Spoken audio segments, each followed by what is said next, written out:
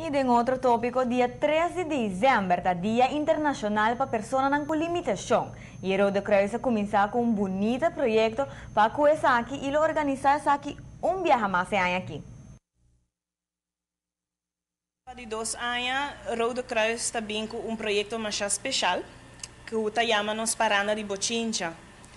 A Paranda de Bochincha aqui está eigenlijk inspirado bij truckersrit conhecido na Holanda. Caminda com truckers não está uma parada e em cada cabine acompanhando o truck driver também uma pessoa com ou outra limitação. Uma vez que nós queremos adaptar o conceito aqui para Aruba, nós apurba de ganhar número que echt inspira Aruba den evento e puntrando rond, nós ganhamos um número criativo de Paranda de Bochincha, que expressa nós mesmos projeto na Aruba.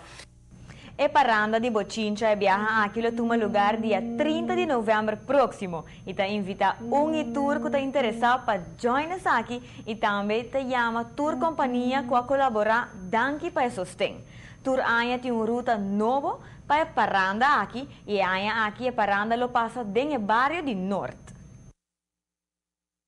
A ruta de Paranda de Bochincha que vai sair na RCA.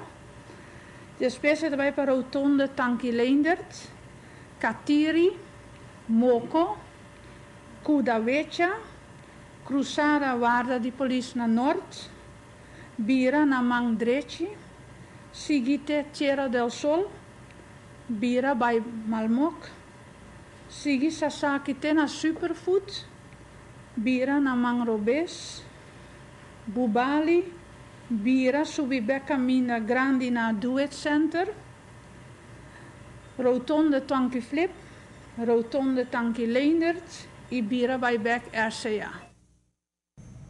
E aia aqui tem acaba total de 74 truques registrados, qual está em total hope mais que o ano anterior. Está invitado tour gente para bem mirar Paranda aqui para a banda de caminho e Hasi Bochincha junto com essa que tem uma limitação.